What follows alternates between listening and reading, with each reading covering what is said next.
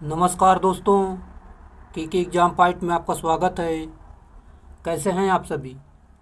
उम्मीद है आप सभी सही होंगे और आपकी UP PCL TG 2, BARC, NPCIL, SAIL, DRDO आदि परीक्षाओं की तैयारी अच्छी चल रही होगी। दोस्तों, इन सभी परीक्षाओं को ध्यान में रखते हुए हमने इलेक्ट्रीशियन थ्योरी से कुछ महत्वपूर्ण प्रश्नों की सीरीज स्टार्ट की है, जो कि ये सीरीज आपके प्रीवियस ईयर प्रश्नों की है। हमने इसमें प्रीवियस ईयर प्रश्नों को लिया है, ये आपके किसी भी एग्ज़ाम के लिए महत्वपूर्ण साबित हो सकते हैं। हाल फिलहाल आपका भी एग्ज़ाम लगा है, जो कि यूपी पीसीएल टीजी 2 बड़ा एग्ज़ाम है, और बार्क का एग्ज़ाम जो कि इसकी डेट भी आ चुकी है।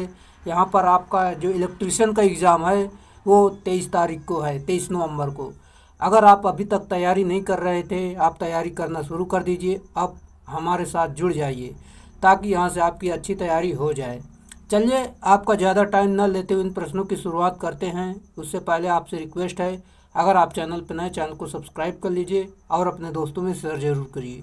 वीडियो अच्छा लगे तो वीडियो को लाइक ज़रूर करना। और दोस्तों, हम आपको बता दें, इस सीरीज में हमने सभी टॉपिक से प्रश्नों को कवर किया है। कोई ऐसा प्रश्न नहीं जो कि छूट गया हो, सभी टॉपिक कवर हुए हैं। चलिए शुरुआत करते हैं। उच्च तापमान पर प्रतिरोध में वृद्धि दिखाने वाले पदार्थ में डैश डैश होता है। सही उत्तर है धनात्मक तापमान गुणांक होता है, ये इसका सही उत्तर है। यहाँ पर हम देखते हैं, जैसे कि दिया गया है, धातुएं ऐसे पदार्थ होती हैं जिनका प्रतिरोध ताप गुणांक धनात्मक होता है, और धातु का तापमान बढ़ाने पर इनके प्रतिरोध में वृद्धि होती है, जबकि अधातुओं का ताप गुणांक ऋणात्मक होता है, अर्थात तापमान बढ़ाने पर इनका प्रतिरोध घटता है। अगला प्रश्न हमारा दिया गया है, विद्युत सामग्री के उस गुण को क्या कहते हैं जिसके कारण उसमें से धारा करंट प्रवाहित होती है? राइट आंसर आपका है, जो कि चालकता कहते हैं, ये इसका सही उत्तर है। चलिए इसकी व्याख्या देखते हैं, जो कि यहाँ पर हम आपको बताना चाहेंगे। जैसे कि विद्युत सामग्री के उस गुण को चालकता कहते हैं जिसके कारण उसमें धारा प्रवाहित होती है, अर्थात चालकता किसी चालक का वह गुण है जो चालक में धारा प्रवाह को सुगम बनाता है। जिस पदार्थ की चालकता जितनी अधिक होगी उसमें धारा उतनी ही तेजी प्रवाहित होगी। चालकता बराबर फार्मूला होता है 1/ρ, और इसका जो मात्रक होता है मोह प्रति मीटर, या आप सीमेन प्रति मीटर बोल सकते हैं। चलिए अगले प्रश्न की तरफ चलते हैं, जो कि हमारा अगला प्रश्न दिया गया है। 1 वाट मीटर की सहायता से एक से अधिक सर्विस बिंदु पर गर्म पानी पहुंचाने के लिए कौन सा वाटर हीटर प्रयोग किया जाएगा? राइट आंसर, जो कि दाब टाइप का प्रयोग करते हैं, ये इसका सही उत्तर है। चलिए एक बार फिर से आपको बता देते हैं, जो कि दाब प्रकार यानी प्रेशर टाइप का वाटर हीटर वह हीटर है जिसका प्रयोग उस स्थान पर होता है जहां एक ही हीटर द्वारा एक से अधिक जगह पर गर्म पानी की आवश्यकता होती है। अगला प्रश्न, किस प्रकार का प्रतिरोधक वोल्टता पर निर्भर करता है? सही उत्तर वेरिएस्टर यानी परिवर्ती प्रतिरोधक, ये इसका सही उत्तर है। दोस्तों, इसका टिक पहले से इसलिए लगा दिया जाता है ताकि आपको पीडीएफ दिया जाए तो वहाँ पर इसका पहले से टिक लगा हुआ मिले और आपको एग्ज़ाम के टाइम पर रिवीजन करने में काफ़ी मदद मिले। अगर आप इसकी पीडीएफ पाना चाहते हैं तो आप टेलीग्राम पर सर्च करेंगे के एग्ज़ाम फाइट पीडीएफ चैनल, वहाँ पर इसकी पीडीएफ मिल जाएगी। अगला प्रश्न हमारा दिया गया है, जो कि यहाँ पर देख सकते हैं, मोनोलिथिक रजिस्टर से रेजिस्टेंस आर और विस्तृत क्षेत्र की लंबाई के बीच क्या संबंध है? सही उत्तर आपका है, जो कि एल के बढ़ने पर आर बढ़ता है, ये इसका सही उत्तर है। चलिए अगला प्रश्न, डैश डैश का उपयोग एक प्रतिरोध को आउटपुट करने के लिए किया जा सकता है जो उस पर लागू वोल्टेज का एक कार्य होगा। सही उत्तर आपका हो जाएगा, जो कि पोटेंशियोमीटर, ये इसका सही उत्तर है। चलिए हम अगले प्रश्न की तरफ चलते हैं, जो कि हमारा अगला प्रश्न है, वेरिएबल रजिस्टर डैश डैश के रूप में उपलब्ध होते हैं। सही उत्तर ऑप्शन नंबर डी, जो कि अरैखिक और लघु गणकी प्रकार के दोनों, ये इसका सही उत्तर होंगे। चलिए एक बार फिर से आपको बताना चाहेंगे, जो कि नियत मान के प्रतिरोध रेखीय प्रकार के होते हैं तथा परिवर्तित मान के प्रतिरोध अरैखिक व लघुगणकीय प्रकार के होते हैं। अगला प्रश्न हमारा दिया गया है, जब कभी भी किसी चालक में ऊष्मा उत्पन्न होती है तो इसका पालन होता है। सही उत्तर आपका हो जाएगा जो कि जूल का नियम, ये इसका सही उत्तर है। और इसका जो फार्मूला होता है H बराबर I²RT होता है, ये तो सभी लोग आप जानते होंगे। चलिए व्याख्या के माध्यम से सारी जानकारी देखते हैं जो कि दिया गया है। जब किसी चालक में ऊष्मा उत्पन्न होती है तो वह चालक निश्चित रूप से जूल के नियम का पालन करती है। वास्तव में जूल का नियम विद्युत के तापीय प्रभाव पर आधारित है। इस नियमानुसार चालक में उत्पन्न ऊष्मा H बराबर I²RT प्रयुक्त धारा के वर्ग के समानुपाती होता है। अगला प्रश्न हमारा दिया गया है, 20 डिग्री सेल्सियस पर तांबे की प्रतिरोधकता का मान कितना होता है। सही उत्तर आपका है, जो कि यहाँ पर हम इसे देखेंगे, जो कि इसके डिस्क्रिप्शन के माध्यम से आपको बता देते हैं। जैसे कि तांबे की प्रतिरोधकता यहाँ पर आप देख सकते हैं 1.7 × 10⁻⁸ ओम इंटू मीटर होता है, तथा चांदी की प्रतिरोधकता जो होती है 1.59 × 10⁻⁸ ओम इंटू मीटर होता है। इसका सही उत्तर आपका हो जाएगा, जो कि option number E 1.68 × 10⁻⁸ ohm into metre, ये इसका राइट आंसर है। चलिए अगले प्रश्न की तरफ चलते हैं, जो कि हमारा अगला प्रश्न दिया गया है, प्रतिरोधक ऊर्जा को किस रूप में विलुप्त करता है। सही उत्तर आपका हो जाएगा, जो कि ऊष्मा के रूप में विलुप्त करता है, ये इसका सही उत्तर है। जैसा कि यहाँ पर हम देखते हैं, जब किसी चालक तार से विद्युत धारा प्रवाहित की जाती है तो चालक के परमाणुओं से अन्य इलेक्ट्रॉन्स टकराते हैं, जिससे ऊष्मा उत्पन्न होती है। धारा के प्रवाह में यह हानि प्रतिरोध कहलाती है। अगला है, डैश तारों का उपयोग बिजली के बड़े ब्लॉकों के संचरण और वितरण में किया जाता है। सही उत्तर आपका हो जाएगा, जो कि कागज रोधित, ये इसका सही उत्तर है। चलिए यहाँ पर हम देखते हैं, जो कि बिजली के बड़े ब्लॉकों के संचरण एवं वितरण में कागज रोधित तारों का उपयोग किया जाता है। जैसे कि पेपर विद्युत रोधन के गुण में उच्च विद्युतशीलता और उच्च विद्युत रोधन क्षमता, उच्च प्रतिरोधकता, आर्द्रता से प्रभावित, ये सारे गुण होने चाहिए। और हम आपको बता देते हैं, पेपर विद्युत रोधन का उपयोग उपरोक्त गुणों के कारण बड़े ब्लॉक के संचरण व वितरण में विद्युत रोधक के रूप में उपयोग में लाया जाता है। इसकी मुख्य कमी यह है कि आर्द्रता से प्रभावित हो जाती है तथा नमी धारण कर लेती है। इसके बचाव के लिए तेल संसेचित पेपर का उपयोग किया जाता है। अगला प्रश्न हमारा दिया गया है, बेल्टेड केबल का प्रयोग विद्युत संस्थापन में किस वोल्टेज स्तर के लिए किया जाता है। सही उत्तर आपका हो जाएगा, जो कि यहाँ पर ऑप्शन नंबर बी 22,000 वोल्ट, ये इसका सही उत्तर है। चलिए यहाँ पर हम आपको बता देते हैं, स्क्रीन केबल का उपयोग 66 किलोवोल्ट तक किया जाता है। ये जानकारी आप जरूर याद रखें। चलिए, मोटर संबंधन कनेक्शन के लिए उपयोग किए जाने वाले 3 कोर तार में पीवीसी रोधन का रंग क्या होता है। सही उत्तर आपका हो जाएगा, जो कि यहाँ पर लाल, पीला, नीला, ये इसका सही उत्तर है। चलिए हम अगला प्रश्न की तरफ चलते हैं, जो कि दिए गए विकल्पों में से किस पदार्थ में उच्च विद्युत प्रतिरोध होता है। राइट आंसर आपका हो जाएगा, जो कि इसमें आपका सही उत्तर है ऑप्शन नंबर बी अभ्रक, इसका प्रतिरोध सबसे अधिक होता है, ये इसका सही उत्तर है। चलिए यहाँ पर हम पूरी जानकारी देखते हैं, आपको बताते हैं। जैसे कि अभ्रक उच्च विद्युत प्रतिरोध वाला पदार्थ है। चूँकि अभ्रक एक कुचालक है, यानी इंसुलेटिंग मटेरियल है, और इंसुलेटर का प्रतिरोध उच्च होता है, इसलिए इसमें धारा का प्रवाह नहीं होता है। जबकि जिंक, चांदी और मैग्नीज धातुएं हैं जिनका प्रतिरोध निम्न और चालकता उच्च होती है। अगला प्रश्न हमारा दिया गया है, जो कि उस विकल्प का चयन करें जो केवल वर्ग बी रोधन पदार्थ के उदाहरणों को सूचित करता है। सही उत्तर, जो कि अभ्रक, एस्बेस्टॉस, फाइबर ग्लास, ये इसका सही उत्तर है।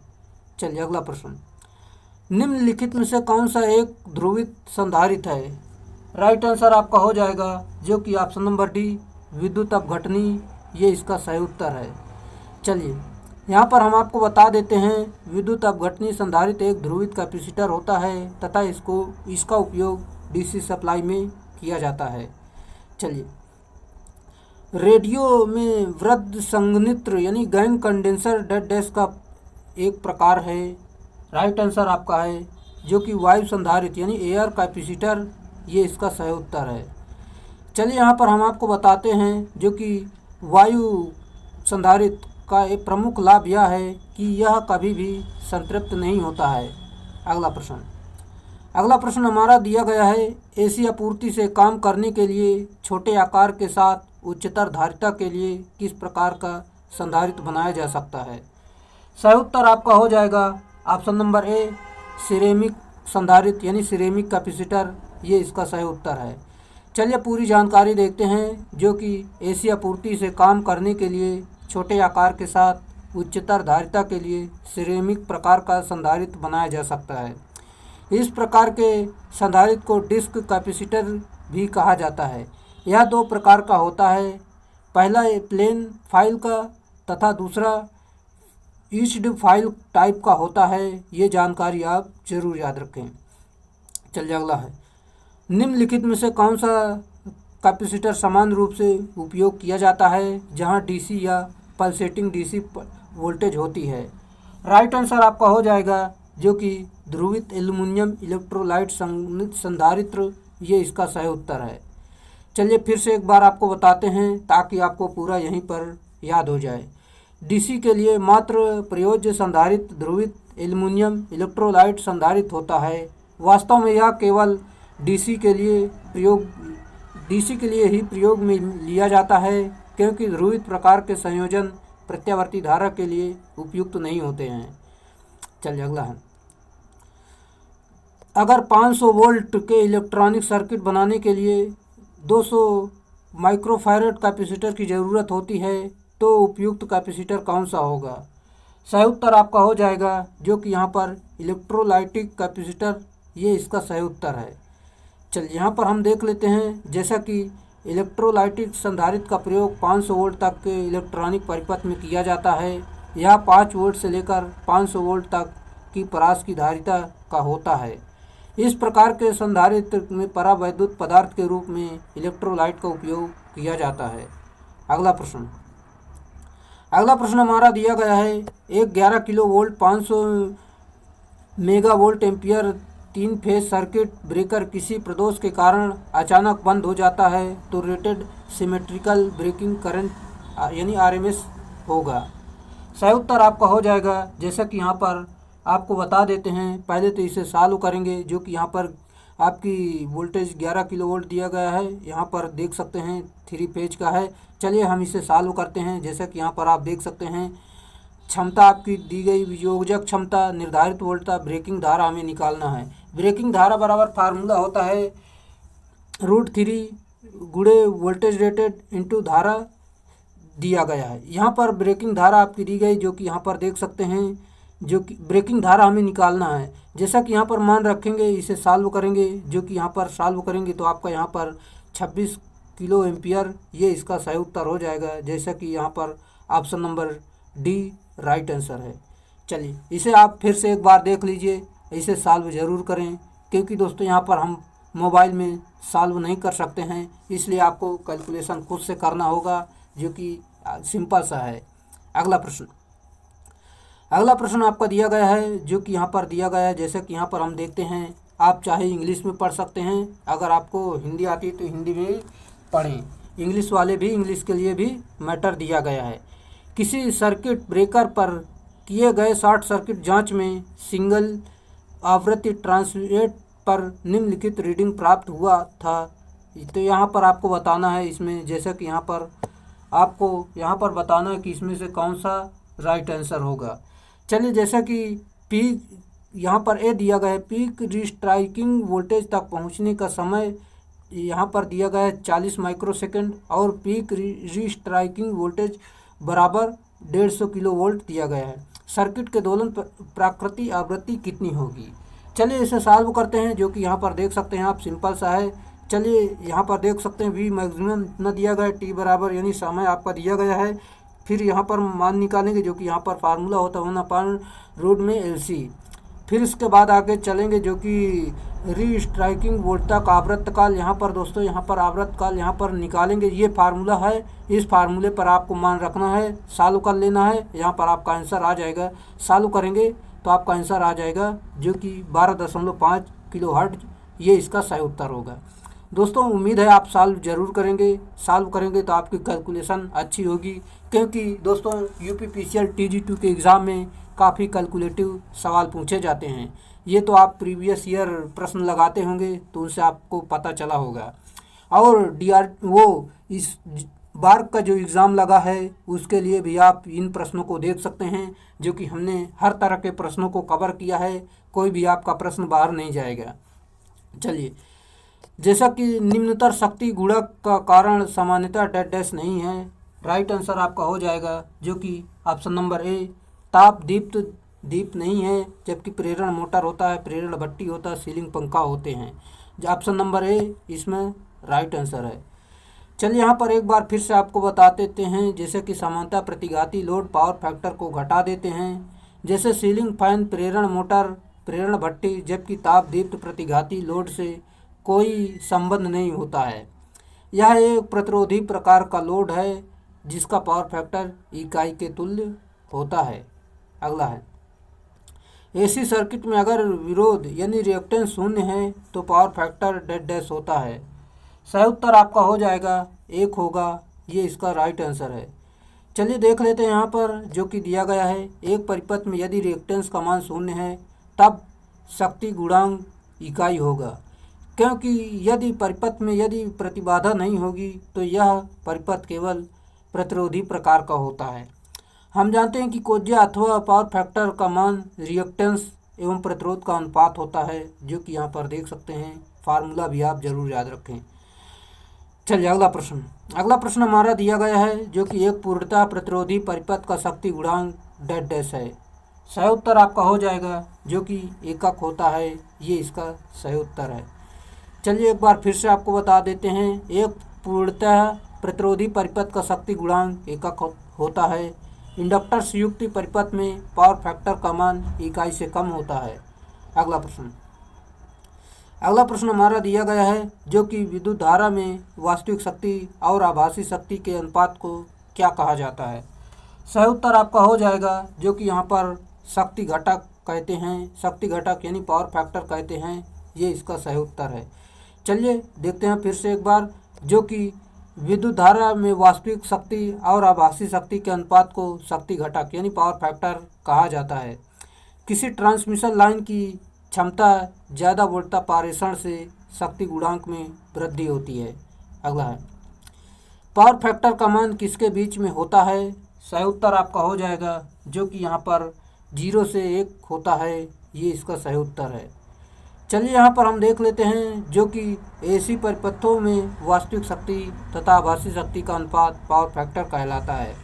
शक्ति गुणक का मान 0 से अधिकतम 1 तक होता है। अगला प्रश्न आपका दिया गया है, यदि आभासी शक्ति सक्रिय शक्ति के बराबर पाई जाती है तो प्रणाली का शक्ति गुणक क्या होगा। सही उत्तर आपका हो जाएगा, जैसे कि यहाँ पर हम आपको बता देते हैं, ऑप्शन नंबर ए, जो कि 1 होगा, ये इसका सही उत्तर है। जैसा कि यहाँ पर आप देख सकते हैं, वास्तविक शक्ति बराबर आभासी शक्ति तो गुणांक 1/1 यानी आप 1 आ जाएगा, ये आप जरूर याद रखें। ये फार्मूला शक्ति गुणांक का दिया गया है, जैसे कि वास्तविक शक्ति बटे आभासी शक्ति फार्मूला होता है। अगला प्रश्न, किसी लघु कला प्रणाली फेजों के बीच के अंतर सदैव होता है। सही उत्तर आपका हो जाएगा, जो कि 360 बटे फेजों की संख्या, ये इसका सही उत्तर है। जैसा कि यहाँ पर आप फिर से एक बार देख लीजिए। अगला प्रश्न, कौन सा शब्द विद्युत रोधन की डाइलेक्ट्रिक सामर्थ्य को बताता है। राइट आंसर आपका हो जाएगा, जो कि यहाँ पर ब्रेक डाउन वोल्टेज, ये इसका सही उत्तर है। चलिए देखते हैं यहाँ पर, विद्युत रोधन की डाई इलेक्ट्रिक शक्ति ब्रेक डाउन वोल्टेज को बताता है क्योंकि परावैद्युत सामर्थ्य परावैद्युत हानि के समानुपाती होता है। अगला प्रश्न हमारा दिया गया है, 3 फेज स्टार कनेक्टेड वाइंडिंग के एक फेज को शॉर्ट किया जाता है तो अमीटर निम्नलिखित में से क्या दर्शाएगा। राइट आंसर आपका हो जाएगा जो कि यहाँ पर ऑप्शन नंबर ए, शॉर्ट किए गए फेज में उच्च प्रवाह, ये इसका सही उत्तर है। जैसा कि यहाँ पर देख सकते हैं, स्टार कनेक्टेड में धारा जो होती है लोड धारा के फेज धारा के बराबर होती है और स्टार कनेक्टेड में वोल्टेज जो होता है वोल्टेज लोड बराबर √3 फेज वोल्टेज होता है। चलिए यहाँ पर देख सकते हैं I बराबर V/R होता है, ये ओम के नियम अनुसार होता है। जब एक फेज शॉर्ट सर्किट होगा तो उसका प्रतिरोध अन्य फेजों की तुलना में कम हो जाएगा जिसके कारण उच्च धारा प्रवाहित होगी। अगला प्रश्न हमारा दिया गया है, जैसे कि AC के शिखर और RMS मान के अनुपात को डेड डैश नाम दिया जाता है। सही उत्तर आपका है जो कि ऑप्शन नंबर बी, शिखर गुणांक, ये इसका सही उत्तर है, यानी पावर फैक्टर राइट आंसर है। जैसा कि देख लेते हैं, प्रत्यावर्ती विद्युत धारा अथवा वोल्टेज के शिखर मान तथा प्रभावी मान बटे RMS मान के अनुपात को पीक फैक्टर कहते हैं। पीक फैक्टर को एम्पलीट्यूड फैक्टर भी कहा जाता है। फार्मूला तो जानते ही होंगे, पीक फैक्टर बराबर पीक मान अपान RMS मान होता है। अगला प्रश्न हमारा दिया गया है जो कि यहाँ पर देख सकते हैं, डेड डैश फ्लक्स की SI इकाई होती है।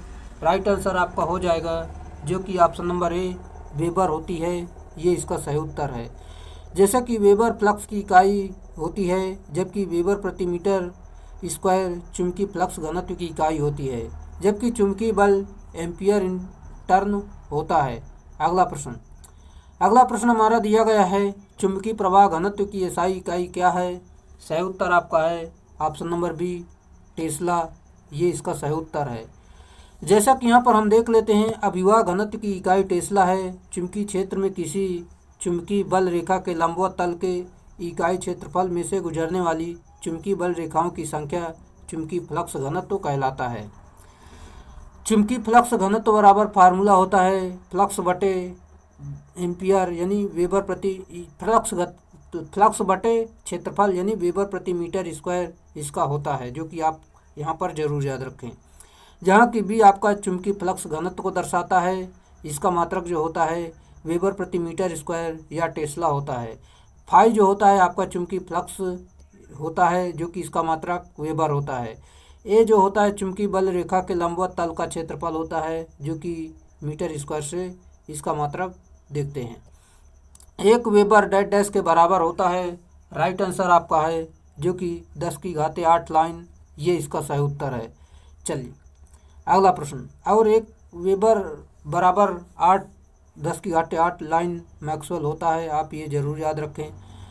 चुंबकीय क्षेत्र तीव्रता की मीट्रिक इकाई क्या है। सही उत्तर आपका है जो कि टेस्ला है, ये इसका सही उत्तर है। चलिए अगला प्रश्न हमारा दिया गया है, जैसे कि किसी पदार्थ का गुण जो सरलता की व्याख्या करता है, जो मैग्नेटिक फ्लक्स भाग में स्थापित करता है, वह डेड डैश है। सही उत्तर आपका है जो कि यहाँ पर ऑप्शन नंबर सी, पारगम्यता, ये इसका सही उत्तर है।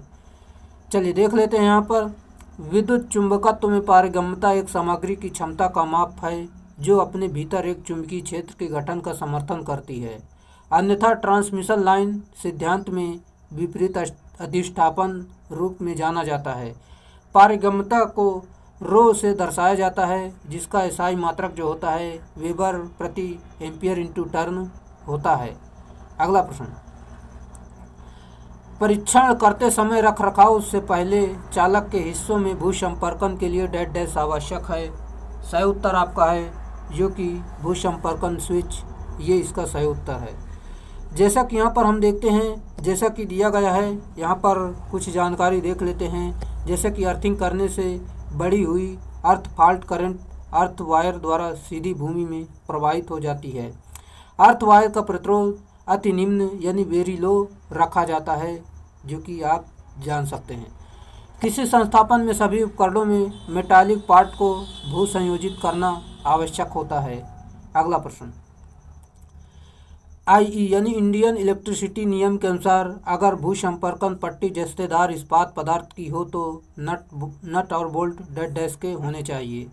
सही उत्तर आपका हो जाएगा जो कि यहाँ पर ऑप्शन नंबर ए जो कि राइट आंसर हो जाएगा, जस्ती इस्पात, ये इसका सही उत्तर है। चलिए यहाँ पर हम आपको एक बार फिर से बता देते हैं ताकि आपको याद हो जाए। इंडियन इलेक्ट्रिसिटी नियम के अनुसार अगर भू संपर्कन पट्टी जस्तेदार इस्पात की पदार्थ की हो तो नट और बोल्ट जस्ती इस्पात यानी जिंक स्टील के होने चाहिए, न कि एल्युमिनियम और PVC के होने चाहिए। अगला प्रश्न, सभी डेड डैश के लिए डबल अर्थ जरूरी है। राइट आंसर मोटर, ये इसका राइट आंसर है। चलिए यहाँ पर एक बार फिर से बता देते हैं, सभी मोटर के लिए डबल अर्थ जरूरी है। अर्थिंग का मुख्य उद्देश्य लीकेज करंट को पृथ्वी में विसर्जित करना होता है।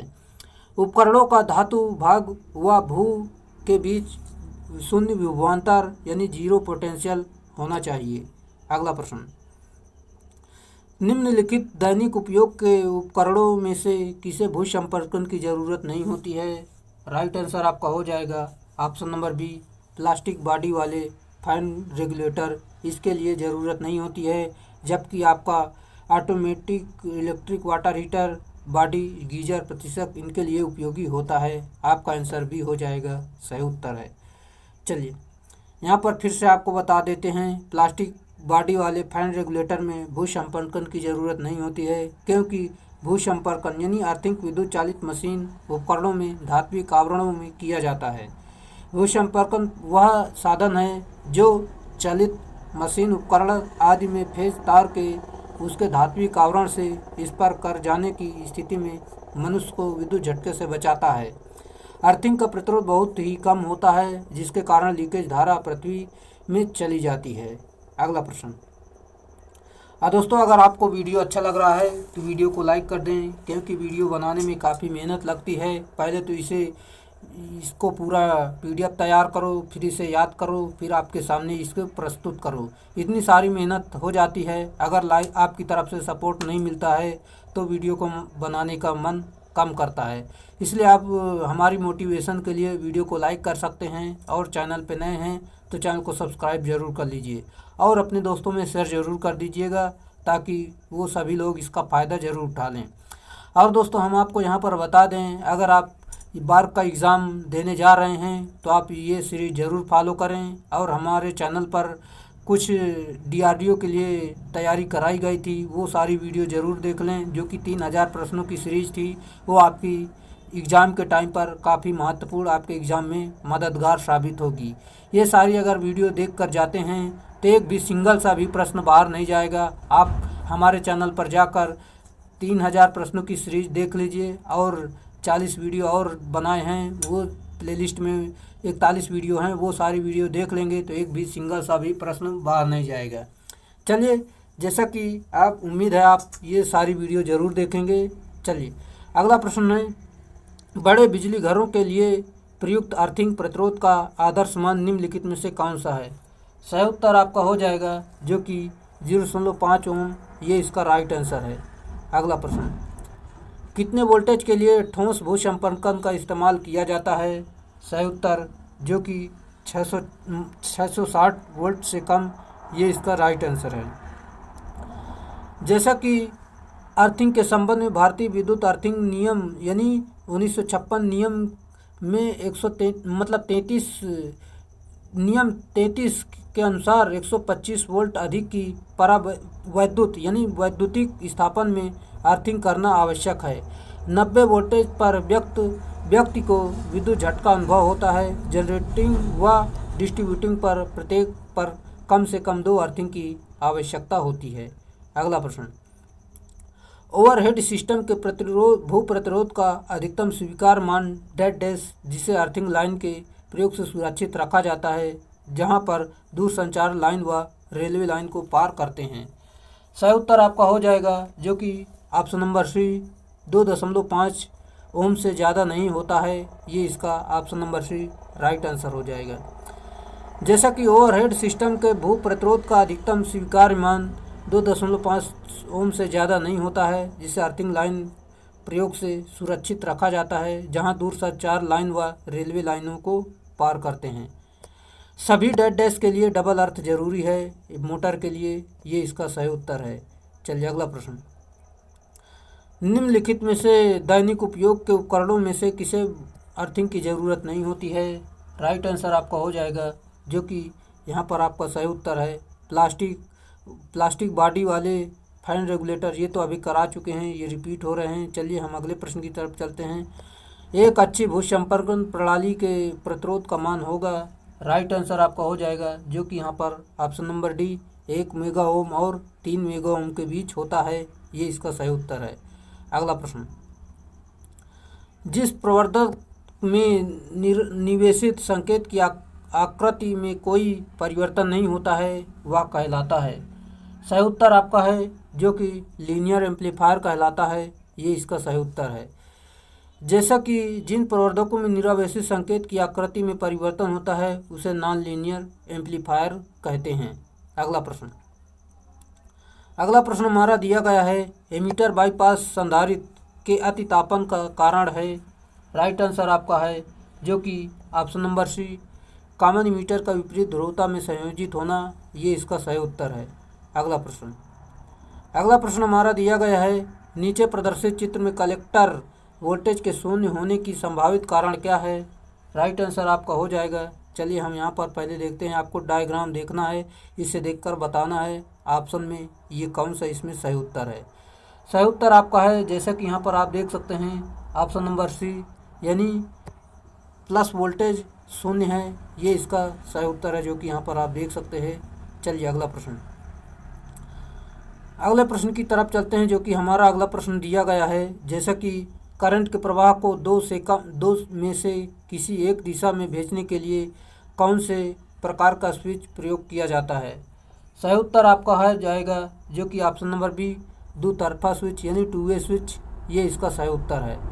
चलिए देख लेते हैं, जैसा कि करंट के प्रवाह को दो में से किसी एक दिशा में भेजने के लिए 2 वे स्विच का प्रयोग किया जाता है। इस प्रकार के स्विच आवासीय क्षेत्रों में जीने की वायरिंग में करने के लिए उपयोग में लिया जाता है। इसके अतिरिक्त इसकी सहायता से एक युक्ति को दो तरफ से नियंत्रित करने में सुविधा मिलती है। अगला प्रश्न, स्टेयरकेस लाइटिंग जीने की वायरिंग के लिए क्या होता है? सही उत्तर आपका है, जो कि option number B single pole 2 way switch का उपयोग किया जाता है। ये इसका सही उत्तर है। जैसा कि यहाँ पर हम देखते हैं, स्टेयर गेज यानी जीने की वायरिंग के लिए सिंगल पोर्ट 2 वे स्विच का उपयोग किया जाता है, जिसे जीने के बल्ब का संचालन दो और से किया जाता है, यानी 2 जगह से किया जाता है। इस प्रक्रिया में गणितीय गेट प्रयोग में लिए जाते हैं, जैसे कि एक्स और गॉट। ये इसका सही उत्तर है। चलिए अगला प्रश्न, मतलब इसकी पूरी व्याख्या हम आपको बता चुके हैं। प्रवर्तक सहित एक स्विच को मशीन के किसी भाग की गति से परिचालित किया जाता है, यह स्विच क्या कहलाता है? सही उत्तर आपका हो जाएगा, जो कि लिमिट स्विच कहलाता है। ये इसका सही उत्तर है। यहाँ पर हम देखते हैं, जैसा कि स्टार्टर सहित एक स्विच को मशीन के किसी भाग की गति से परिचालित किया जाता है, यह स्विच लिमिट स्विच कहलाता है। प्रवर्तक का प्रयोग विद्युतिक मोटर की धारा नियंत्रण में प्रयुक्त करते हैं, क्योंकि आरंभ में आर्मेचर प्रतिरोध बहुत कम होता है। अगला प्रश्न, कनेक्शन के लिए एक डीपीडीटी स्विच में टर्मिनलों की संख्या कितनी होती है? सही उत्तर आपका हो जाएगा, जो कि 6 होती है। ये इसका सही उत्तर है। अगला है, संपर्कों के कार्यों के आधार पर लिमिट स्विच को डैश प्रकार से विभाजित किया जाता है। सही उत्तर आपका हो जाएगा, दो प्रकार से विभाजित करते हैं। ये इसका सही उत्तर है। अगला प्रश्न,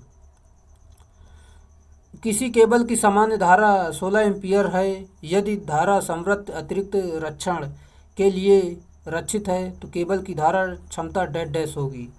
सही उत्तर आपका हो जाएगा, जैसे कि हम आपको बता देते हैं, 20 एम्पीयर। ये इसका सही उत्तर है। चलिए एक बार फिर से आपको बताते हैं, किसी केबल की सामान्य धारा क्षमता 16 एम्पीयर है। यदि धारा संवृत्त अतिरिक्त रक्षण के लिए रक्षित केबल की धारा क्षमता 20 एम्पीयर होगी। ये केबल 25 एम्पीयर तक विद्युत धारा वहन क्षमता में 3 या 4 कोर वाले बनाए जाते हैं। अगला प्रश्न, जहाँ निम्न धारा परिपथों के लिए निर्धारित दूरी के भीतर जोड़ों को सरकाना है वहाँ उपयुक्त जोड़ है। सही उत्तर आपका हो जाएगा एरियल जोड़, ये इसका सही उत्तर है।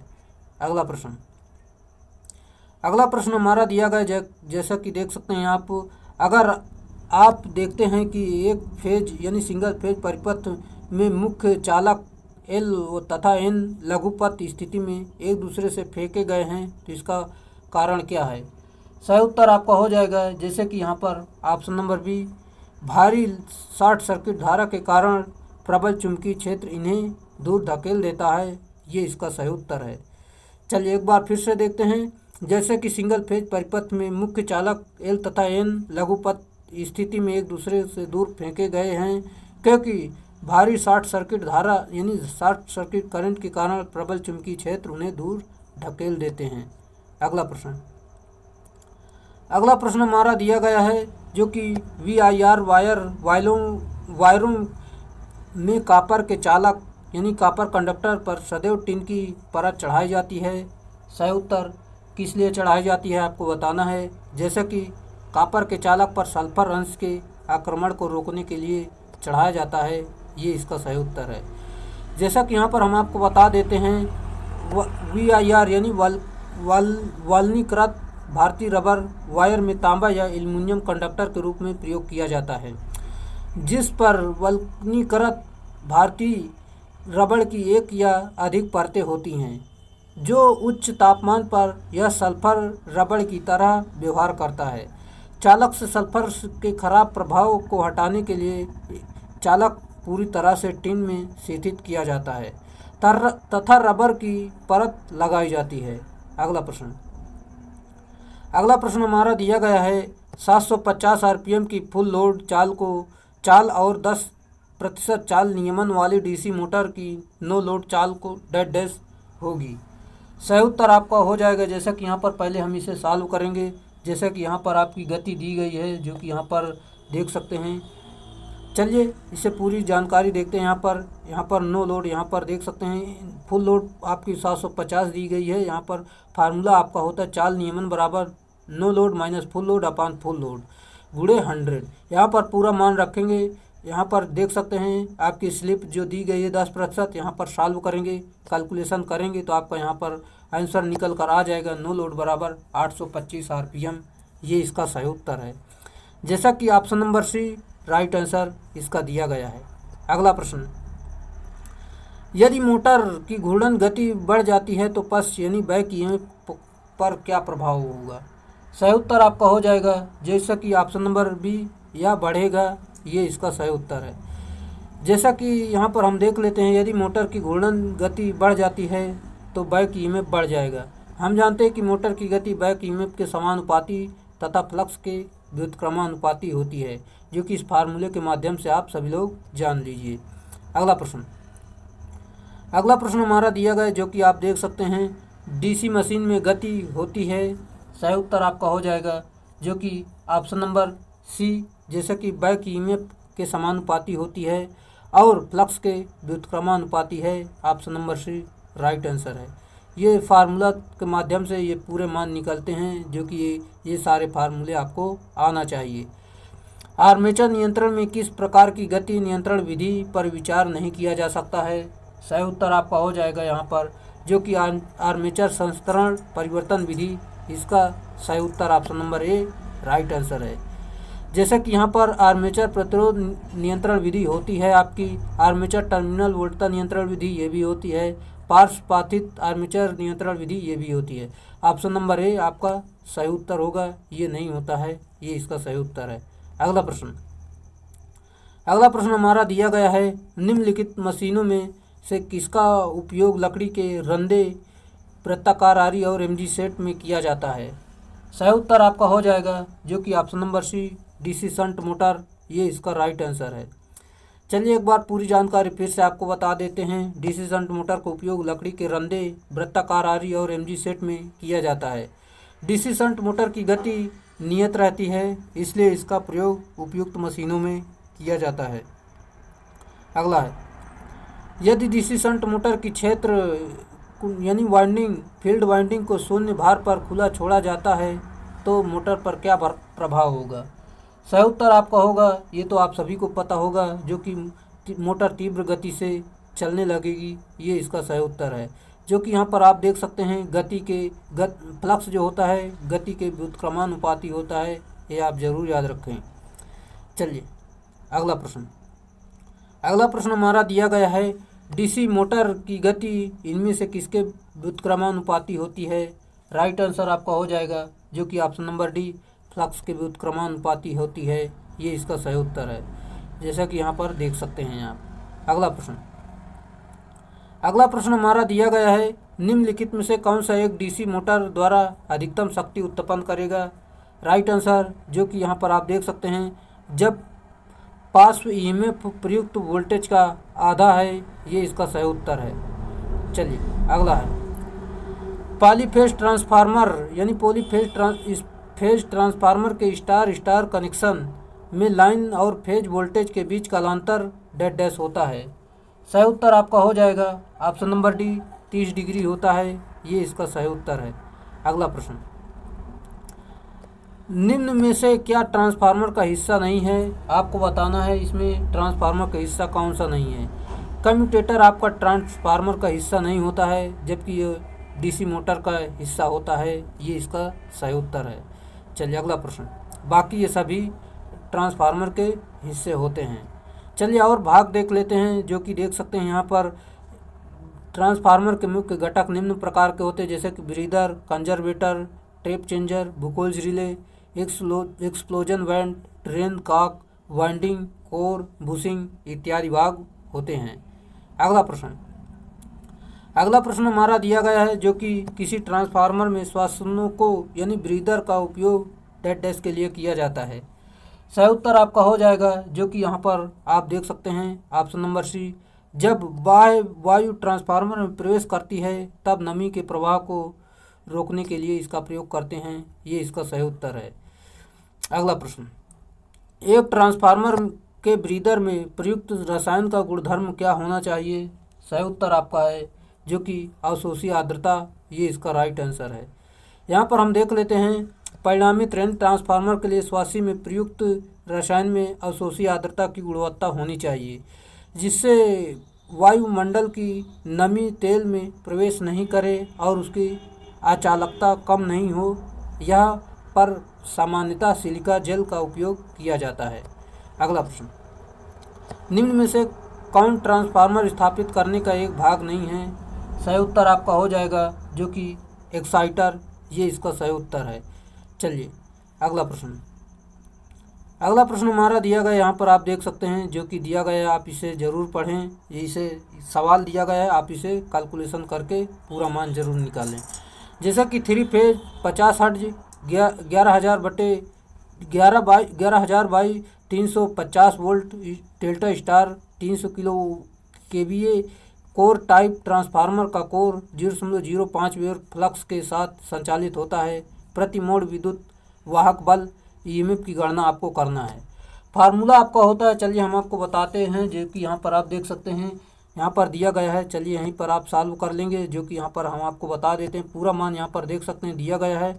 फार्मूला यहाँ पर देख सकते हैं दिया गया है, जो कि वोल्टेज बराबर यानी 4.455 FN, ये या आप इसे वोल्टेज बराबर इलेक्ट्रोमोटिव यानी ईएमएफ यानी इलेक्ट्रोमोटिव फोर्स पर टर्न गुणे इन होता है, जो कि यहाँ पर पूरा मान रखेंगे। पूरा मान रख के इसे ई बराबर निकालेंगे 11.1 वोल्ट, ये इसका सही उत्तर होगा, जैसा कि ऑप्शन नंबर डी में दिया गया है। आप ज़रूर हल करें। उम्मीद है आपको ये प्रश्न आता होगा। चलिए इसे कैलकुलेशन आपको खुद से करना है, क्योंकि यहाँ पर कैलकुलेशन हम नहीं कर सकते हैं, जो कि मोबाइल में करना संभव नहीं है। ट्रांसफार्मर के ब्रीदर में डैश डैश का रंग ताज़ा सिलिका जेल इस्तेमाल किया जाता है। सही उत्तर जो कि नीले प्रकार का होता है, ये इसका सही उत्तर होता है। ताज़ा सिलिका जेल जो होता है नीला प्रकार का होता है, जब ये नमी सोख लेता है तो ये गुलाबी हो जाता है। अगला प्रश्न हमारा दिया गया है, ट्रांसफार्मर में नियत हानियाँ होती हैं। सही उत्तर होगा जो कि ऑप्शन नंबर यहाँ पर हम आपको बता देते हैं, जैसे कि एडी करंट हानि और हिस्टैरिसीस हानि दोनों, ये इसका सही उत्तर है। चलिए, जैसा कि यहाँ पर हम आपको एक बार फिर से बताना चाहेंगे, ट्रांसफार्मर में वह हानियाँ जो लोड के परिवर्तन से अपवर्तित रहती हैं उसे कांस्टेंट लॉस यानी नियत हानि कहते हैं। इसे लव हानियाँ भी कहते हैं। लव हानि के अंतर्गत दो हानियाँ आती हैं, हिस्टैरिसीस हानि, एडी करंट हानि। लव हानि बराबर हिस्टैरिसीस हानि प्लस एडी करंट हानि होती है। अगला प्रश्न, सिंक्रोनस मोटर की प्रमुख प्रेरक पद्धति में से मोटर का रोटर डैश डैश होता है। सही उत्तर आपका हो जाएगा जो कि एक छोटे एसी मोटर से यांत्रिक रूप से युग्मित, ये इसका सही उत्तर है। अगला प्रश्न हमारा दिया गया है, जैसा कि आप यहाँ पर देख सकते हैं, तुल्यकालिक यानी सिंक्रोनस मशीनों में अवमंदक कुंडली डैश डैश के तहत संतुलित 3 फेज वोल्टता बनाए रखती है। राइट आंसर आपका है जो कि असंतुलित भार स्थिति, ये इसका सही उत्तर है। चलिए एक बार फिर से आपको बताते हैं, जो कि तुल्यकालिक मशीनों में अवमंदन कुंडली असंतुलित भार की स्थिति को संतुलन बनाए रखती है। तुल्यकालिक मशीनों के भार को परिवर्तित करने पर गति पर कोई प्रभाव नहीं पड़ता है। अगला प्रश्न हमारा दिया गया है, जो कि यहाँ पर आप देख सकते हैं, दोलन यानी हंटिंग किसमें होता है। सही उत्तर आपका हो जाएगा जो कि यहाँ पर सिंक्रोनस मोटर और जनरेटर में होता है, ये इसका सही उत्तर है। जैसा कि यहाँ पर हम देख लेते हैं, सिंक्रोनस मोटर का दोष, यदि मोटर पर भार में परिवर्तन आए तो यांत्रिक असंतुलन हो जाता है। इसके निवारण हेतु डिम्पल वाइंडिंग प्रयोग करते हैं। अगला प्रश्न, सिंक्रोनस मोटरों में हंटिंग के निम्न में से कौन सा कारण है। सही उत्तर आपका है जो कि यहाँ पर आपको हम अब बता देते हैं, जैसे कि लोड में अकस्मात परिवर्तन, फील्ड धारा में अकस्मात परिवर्तन, हार्मोनिक टार्क युक्त लोड, आपूर्ति प्रणाली में दोष, ये इसका राइट आंसर है। चलिए एक बार फिर से पूरी जानकारी आपको देते हैं ताकि आपका पूरा कॉन्सेप्ट यहीं पर क्लियर हो। सिंक्रोनस मोटर में अचानक लोड परिवर्तन या फील्ड धारा में परिवर्तन के कारण घूर्णन गति में थोड़ा बहुत अंतर हो जाता है। इसे हंटिंग या फेज स्विंग दोष कहते हैं। यह दोष हार्मोनिक टार्क युक्त लोड तथा सप्लाई के दोष के कारण भी उत्पन्न होता है। इस दोष को दूर करने हेतु डैम्पिंग वाइंडिंग का प्रयोग करते हैं, जो रोटर पोल पर लपेटी जाती है। अगला प्रश्न हमारा दिया गया है, जो कि सिंक्रोनस मोटर में डैम्पिंग वाइंडिंग आमतौर से डैश डैश के लिए उपयोग की जाती है। सही उत्तर आपका है जो कि यहाँ पर ऑप्शन नंबर यहाँ पर हम आपको बता देते हैं, स्टार्टिंग टार्क प्रदान करने के लिए और हंटिंग को रोकने के लिए, यानी ए बी दोनों राइट आंसर, यानी ऑप्शन नंबर ई सही उत्तर है। चलिए फिर एक बार आपको बताते हैं, जो कि सिंक्रोनस मोटर में डैम्पिंग वाइंडिंग का प्रयोग शुरुआती टार्क प्रदान करने के लिए किया जाता है। जब सिंक्रोनस मोटर में हंटिंग दोष विकसित हो जाता है तो उस समय डैम्पर वाइंडिंग चुंबकीय बल रेखाओं को छेदन कर अतिरिक्त टार्क पैदा करती है, जिससे अतिरिक्त टार्क मोटर के मुख्य टार्क का विरोध करता है, जिससे हंटिंग प्रभाव घट जाता है। ये आप जरूर याद रखें। अगला प्रश्न हमारा दिया गया है, मापन उपकरणों में चलायमान पुर्जों को सहारा दिया जाता है। सही उत्तर आपका है जो कि यहाँ पर हम आपको बता देते हैं, जैसे कि यहाँ पर आपको बता देते हैं, जो कि यहाँ पर आपका हो जाएगा option number D, jewelled bearing में इसका प्रयोग करते हैं, ये इसका सही उत्तर है। चलिए अगला प्रश्न हमारा दिया गया है, जो कि जब एक 3 फेज संतुलन भार पर सप्लाई का फेज अनुक्रम को उल्टते हैं तब क्या होगा। सही उत्तर आपका है जो कि यहाँ पर हम आपको बता देते हैं, ऑप्शन नंबर सी इसका सही उत्तर होगा, जो कि कलीय धाराओं का कोण परिवर्तन होता है लेकिन परिमाण नहीं होता है। चलिए एक बार यहाँ से पूरी जानकारी देख लेते हैं फिर से, जैसा कि जब 3 फेज संतुलित भार पर सप्लाई का फेज अनुक्रम को उलटते हैं तब कलीय धाराओं का कोण परिवर्तन होता है लेकिन परिमाण नहीं होता है। अगला प्रश्न हमारा दिया गया है, जो कि यहाँ पर हम आपको बताते हैं, व्हीटस्टोन ब्रिज का परिपथ कब संतुलित होता है। सही उत्तर आपका हो जाएगा, यहाँ पर हम आपको बताते हैं, जो कि जब गैल्वेनोमीटर में कोई धारा प्रवाहित नहीं होती है, ये इसका सही उत्तर है। चलिए दोस्तों, अगर आपको वीडियो अच्छा लग रहा है तो वीडियो को लाइक कर दें और अपने दोस्तों में शेयर ज़रूर करें। क्योंकि दोस्तों इतनी मेहनत लगती है वीडियो बनाने में, आप वीडियो को लाइक ज़रूर कर दें। और ये आपके लिए वो बार्क और यूपीपीसीएल के लिए काफ़ी अच्छे महत्वपूर्ण प्रश्न हैं। आप इसे सारे प्रश्नों को सॉल्व कर लेते हैं तो एक भी सिंगल सा प्रश्न बाहर नहीं जाएगा। इसलिए आप ये सारी सीरीज ज़रूर देख लें। और हमने प्रीवियस वीडियो और अपलोड कर रखी हैं, वो सारी वीडियो ज़रूर देख लें, आपका पूरा कॉन्सेप्ट यहीं पर क्लियर हो जाएगा। जैसा कि हमारा प्रश्न अगला है, पी टाइप के अर्धचालकों में अधिकांश वाहक कैसे होते हैं? सही उत्तर आपका हो जाएगा, यहाँ पर हम आपको बताते हैं, जो कि छिद्र, ये इसका सही उत्तर है। चलिए, जैसा कि पी टाइप के अर्धचालकों में अधिकांश वाहक छिद्र होता है जिसे होल कहते हैं। इसमें इलेक्ट्रॉन्स अल्पसंख्यक के रूप में होते हैं। अगला है, पी प्रकार के पदार्थ में इलेक्ट्रॉन की कमी को डेड डैश कहा जाता है। सही उत्तर आपका है, जो कि छेद कहते हैं, ये इसका सही उत्तर है। जैसा कि पी प्रकार के पदार्थ जैसे बोरान, एल्युमिनियम, गैलियम, इंडियम आदि त्रिसंयोजी तत्व होते हैं, यह आवर्त सारणी के 13वें वर्ग के संबंधित होते हैं। पी प्रकार के पदार्थ में इलेक्ट्रॉन की कमी एवं होल्स की बहुलता होती है। अगला है, निम्नलिखित में से कौन सी एक त्रिसंयोजी अशुद्धता नहीं है? सही उत्तर आपका हो जाएगा, जो कि फास्फोरस नहीं है, जबकि आपकी इंडियम है, बोरान है, गैलियम होती है। Option number B right answer है। चलिए, ऑप्शन नंबर बी इसका सही उत्तर है। एक बार पूरी जानकारी देखते हैं। यहाँ पर से इंडियम, गैलियम एवं बोरान त्रिसंयोजी अशुद्धि होती हैं। दोस्तों ये सारे मान जरूर याद रख लें, क्योंकि आपके एग्ज़ाम के लिए पूछे जाते हैं। जबकि फास्फोरस एक पंचसंयोजी अशुद्धता है। पी प्रकार के अर्धचालकों को तैयार करने के लिए त्रिसंयोजी अशुद्धि मिलाई जाती है तथा एन प्रकार के अर्धचालकों को तैयार करने के लिए पंचसंयोजी अशुद्धि मिलाई जाती है। अगला प्रश्न, एक पी प्रकार के अर्धचालक के रिक्तियों की संख्या इलेक्ट्रॉन्स की संख्या के डेड डैश होती है। सही उत्तर आपका हो जाएगा, जो कि यहाँ पर अधिक होती है, ये इसका सही उत्तर है। चलिए देखते हैं यहाँ पर, जैसा कि पी प्रकार के अर्धचालक में रिक्तियों की संख्या इलेक्ट्रॉन की संख्या से अधिक होती है। यह इंडियम तथा गैलियम त्रिसंयोजी तत्व है। यदि इनमें से किसी एक तत्व की अल्प मात्रा जर्मेनियम सिलिकॉन में प्रवेश करवा दी जाए तो प्रत्येक इंडियम गैलियम परमाणु के लिए एक इलेक्ट्रॉन की कमी उत्पन्न हो जाती है और वह हॉल कहलाती है। अगला प्रश्न, संपूर्ण रूप से किसी एन प्रकार के सेमीकंडक्टर पदार्थ डेड डैश होता है। सही उत्तर आपका हो जाएगा ऑप्शन नंबर डी, जो कि विद्युतीय रूप से न्यूट्रल, ये इसका सही उत्तर है। चलिए, जैसा कि देखते हैं, क्योंकि निश्चित दाता परमाणु सकारात्मक इलेक्ट्रोड को दान करते हैं, जैसा कि एन प्रकार के पदार्थ में मुक्त इलेक्ट्रॉन्स की संख्या पदार्थ में मिलाए गए आर्सेनिक की मात्रा पर निर्भर करती है।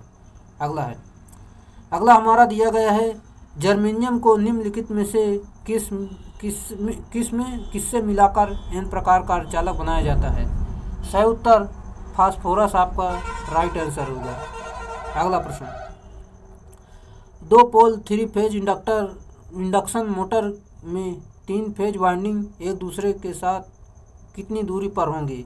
सही उत्तर आपका हो जाएगा, जो कि यहाँ पर 120 डिग्री, ये इसका सही उत्तर है। 2 फेज में होता तो आपका 90 डिग्री हो जाता है। यहाँ पर आप कोण निकाल सकते हैं, जो कि इस फार्मूले से देख सकते हैं, इसमें से निकाल सकते हैं। चलिए अगला प्रश्न, अगला प्रश्न हमारा दिया गया है, जैसा कि स्टार डेल्टा स्टार्टर विधि में प्रत्येक फेज वाइंडिंग में वोल्टेज किसके बराबर होती है?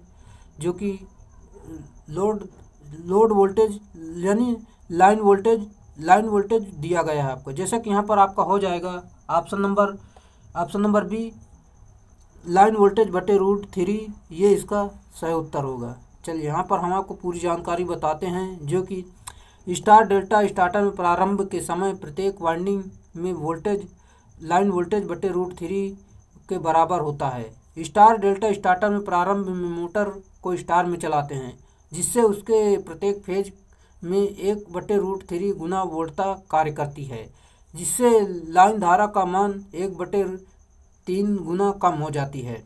जब मोटर 70 से 80% गति प्राप्त कर लेता है तो मोटर को डेल्टा में जोड़ देते हैं और मोटर पूर्ण वोल्टेज पर कार्य करने लगती है। फार्मूला भी आप देख सकते हैं। अगला प्रश्न हमारा दिया गया है, जो कि यहाँ पर आप देख सकते हैं। जैसा कि यहाँ पर हम आपको बता देते हैं, एक इंडक्शन मोटर में ग्रास आउटपुट पावर कितनी होती है। सही उत्तर जो कि ऑप्शन नंबर ए, रोटर पावर की 1 माइनस स्लिप गुना होती है, ये इसका सही उत्तर है। जैसा कि यहाँ पर देख सकते हैं, रोटर पावर आउटपुट बराबर फार्मूला होता है 1 माइनस स्लिप गुणे यानी रोटर इनपुट। चलिए, ये इस प्रकार यहाँ पर मान निकाल सकते हैं, रोटर कॉपर लॉस बराबर स्लिप गुणे रोटर इनपुट। इस प्रकार आप मान निकाल सकते हैं। अगला प्रश्न, सामान्य आधार संयोजन वाले एक द्विध्रुवी संधि यानी जंक्शन ट्रांजिस्टर बीजेटी में उत्सर्जक धारा 1 मिली एम्पियर और संग्राही धारा 0.95 मिली एम्पियर है। आधार धारा क्या होगी। चलिए इसे सॉल्व करते हैं। फार्मूला आपका होता है, जो कि यहाँ पर देख सकते हैं, उत्सर्जन धारा, संग्राहक धारा दोनों दी गई है। यहाँ पर हमें निकालना है, जो कि यहाँ पर देख सकते हैं। पूरा मान रखेंगे, सॉल्व करेंगे तो आपका उत्तर आ जाएगा, जो कि option number D 0.05 milliampere, ये इसका सही उत्तर हो। अगला प्रश्न, एक अच्छे ट्रांजिस्टर के लिए उत्सर्जक और संग्राहक के बीच प्रतिरोध की कितनी मात्रा मापी जानी चाहिए। सही उत्तर है ऑप्शन नंबर सी, बहुत उच्च, ये इसका सही उत्तर है। अगला है, यदि भार प्राप्ति प्रतिरोध बढ़ेगा तो उभयनिष्ठ उत्सर्जक का धारा लाभ डैश डैश है। सही उत्तर हो जाएगा ऑप्शन नंबर बी, घटेगा, ये इसका सही उत्तर है। जैसा कि यहाँ पर हम देख लेते हैं, जब भार प्राप्ति प्रतिरोध को बढ़ाया जाता है तो उभयनिष्ठ उत्सर्जक का धारा लाभ घटने लगता है, अर्थात प्रतिरोध धारा का प्रतिलोम होता है। अगला प्रश्न, उभयनिष्ठ आधार विन्यास उपयोगी है जब। सही उत्तर आपका है ऑप्शन नंबर सी, निम्न इनपुट प्रतिरोध की आवश्यकता हो, ये इसका सही उत्तर है। चलिए, निम्नलिखित में से कौन सा 3 टर्मिनल एक ध्रुवी ठोस स्थिति उपकरण है। राइट आंसर आपका हो जाएगा फेट यानी FET यानी फील्ड इफेक्ट ट्रांजिस्टर, ये इसका सही उत्तर है। जैसा कि यहाँ पर फील्ड इफेक्ट ट्रांजिस्टर के बारे में पूरी जानकारी देखते हैं, जो कि ये एक वोल्टेज कंट्रोल युक्ति है जो 3 टर्मिनल एक ध्रुवी यानी यूनिपोलर ठोस स्थिति उपकरण है। फील्ड इफेक्ट ट्रांजिस्टर में शक्ति व्यय कम होता है ट्रांजिस्टर की तुलना में। FET की इनपुट प्रतिबाधा तथा शक्ति लाभ उच्च होता है। FET का प्रचालन मेजॉरिटी कैरियर पर निर्भर करता है, जबकि ट्रांजिस्टर प्रचालन मेजॉरिटी पर माइनॉरिटी कैरियर दोनों पर निर्भर करता है। अतः फील्ड इफेक्ट ट्रांजिस्टर को यूनिपोलर ट्रांजिस्टर भी कहा जाता है। ये 2 प्रकार के होते हैं, जो कि यहाँ पर देख सकते हैं। जंक्शन जो कि फील्ड इफेक्ट ट्रांजिस्टर, यहाँ पर JFET, और धातु ऑक्साइड अर्धचालक यानी फेट यानी मोसफेट देख सकते हैं। अगला प्रश्न हमारा दिया गया है, एक प्रत्यावर्तक यानी अल्टरनेटर का आंशिक पिच 5/6 और उसकी दूसरी कुंडली दूरी कितनी होगी। सही उत्तर आपका है ऑप्शन नंबर ए, जो कि 150 डिग्री, ये इसका सही उत्तर है। यहाँ पर देख सकते हैं आप, जो कि कॉइल स्पैन बराबर देख सकते हैं 180 गुणे 5/6, यहाँ पर फार्मूले पर मान रख देंगे, आपका 150 आ जाएगा। अगला प्रश्न हमारा दिया गया है, जो कि प्रत्यावर्तक को वोल्टता नियंत्रण यानी वोल्टेज रेगुलेशन किस पर निर्भर करता है। सही उत्तर हमारा है, जो कि यहाँ पर ऑप्शन नंबर ए, भार और शक्ति गुणांक दोनों पर, ये इसका सही उत्तर है। चलिए यहाँ पर हम देखते हैं, जैसा कि दिया गया है, अल्टरनेटर को ऑनलाइन नहीं किया जा सकता यदि। सही उत्तर हो जाएगा, जो कि हम आपको बता देते हैं, जैसा कि अल्टरनेटर और नेटवर्क के फेज संबंध संपाती नहीं है, ये इसका सही उत्तर है। अगला है, जैसा कि एक हाइड्रो अल्टरनेटर के 20 पोल हैं और 3300 RPM पर घूर्णन करता है, तो इसकी आवृत्ति क्या होगी। फार्मूला होता है आपका, जो कि N बराबर 120 F/P फार्मूला होता है। ये आपका देख सकते हैं, यहाँ पर N बराबर, यहाँ पर आप 3300 लिखेंगे, जो कि N बराबर दिया गया है, और 120 गुणे F, यानी हमें यहाँ पर क्या निकालना है, यानी आवृत्ति आपको निकालनी है। यहाँ पोल्स की संख्या 20 दी गई है, यहाँ पर से भाग देंगे, आपका यहाँ पर 6 आ गए, 6 से यहाँ पर भाग देंगे तो यहाँ पर आपका 6 पंचे 30, 5 आ जाएगा, फिर 3 बचा, फिर 30 हो जाएगा, 6 पंचे 30 यानी 550 हर्ट्ज, यानी ऑप्शन नंबर सी इसका सही उत्तर है। अगला प्रश्न, सीमा ट्रिगर को डेड डैश नाम से भी जाना जाता है, सही उत्तर है जो कि स्क्वायरिंग सर्किट, ये इसका राइट आंसर है। अगला प्रश्न हमारा दिया गया है जो कि एक इन्वर्टिंग एम्पलीफायर का बराबर 2 मेगा ओम और R1 बराबर 2 किलो ओम है, तो इसका स्केल फैक्टर डेड डैश है। सही उत्तर, जैसा कि यहाँ पर हम इसे सॉल्व करते हैं, फार्मूला आपका दिया गया है, चलिए हम आपको दिखा देते हैं। जैसा कि यहाँ पर देख सकते हैं पूरा मान दिया गया है, RF बराबर R1 बराबर, फार्मूला होता है एवरेज बराबर RF अपान RI। यहाँ पर पूरा मान रखेंगे, सॉल्व करेंगे, यहाँ पर देख सकते हैं यहाँ पर आपका 1000 आ जाएगा, ऑप्शन नंबर बी सही उत्तर है। अगला प्रश्न, जब एक नॉन इन्वर्टर एम्पलीफायर को इकाई लाभ के लिए तैयार किया जाता है तब उसे कहते हैं, सही उत्तर ऑप्शन नंबर बी विभव अनुसारक कहते हैं, ये इसका सही उत्तर है। जैसा कि CMRR किसके बराबर होता है, राइट आंसर आपका हो जाएगा जो कि डिफरेंशियल लाभ बटे कॉमन मोड लाभ, ये इसका सही उत्तर है। चलिए अगला प्रश्न, जितनी अधिक CMRR का मान होगा उतना होगा, सही उत्तर आपका कम उभयनिष्ठ मोड आउटपुट विभव होगा, ये इसका सही उत्तर है। दोस्तों, अगर आपने अभी तक वीडियो को लाइक नहीं किया है तो वीडियो को लाइक कर दें और अपने दोस्तों में शेयर ज़रूर कर दें। चलिए, अगर चैनल पे आप नए हैं तो चैनल को सब्सक्राइब जरूर कर लीजिए। प्रवर्धक में संगुणन दर को डेड डैश के रूप में व्यक्त किया जाता है, सही उत्तर आपका है ऑप्शन नंबर बी जो कि V अपान माइक्रो एज, ये इसका सही उत्तर है। चलिए अगला प्रश्न हमारा दिया गया है जो कि यहाँ पर हम आपको बता देते हैं, जैसा कि लैप वाइंडिंग के लिए फ्रंट पिच और बैक पिच लगभग कितनी होनी चाहिए, सही उत्तर जो कि पोल पिच के बराबर होनी चाहिए, ये इसका सही उत्तर है। चलिए यहाँ पर एक बार फिर से आपको बताते हैं, जो कि लैप वाइंडिंग के लिए फ्रंट पिच बैक पिच के लगभग पोल पिच के बराबर होती है। फ्रंट पिच व बैक पिच दोनों के मान विषम संख्या में होना चाहिए। जैसा कि अगला पॉइंट है, लैप व वेव दोनों वाइंडिंग के लिए बैक पिच और फ्रंट पिच का मान विषम संख्या है। जैसा कि यहाँ पर हम देख लेते हैं, बैक पिच बड़ा होता है, फ्रंट पिच हो तो प्रोग्रेसिव वाइंडिंग कहलाती है। बैक पिच छोटा होता है तो फ्रंट पिच हो तो रिट्रोग्रेसिव वाइंडिंग कहलाती है। ये मान आप जरूर याद रखें जो कि आपके एग्जाम में पूछा जाता है। एक कुंडली के बाहर आने वाले सिरों को क्या कहा जाता है, सही उत्तर आपका है जो कि कुंडली की लीड कहते हैं, ये इसका सही उत्तर है। अगला हमारा दिया गया है, लैप वाइंडिंग में समांतर पथों की संख्या हमेशा होती है, सही उत्तर पोल्स की संख्या के बराबर होती है, ये इसका सही उत्तर है। और यहाँ पर हम आपको बता दें, वेव में हमेशा 2 होती है, जो कि आप जान सकते हैं। चलिए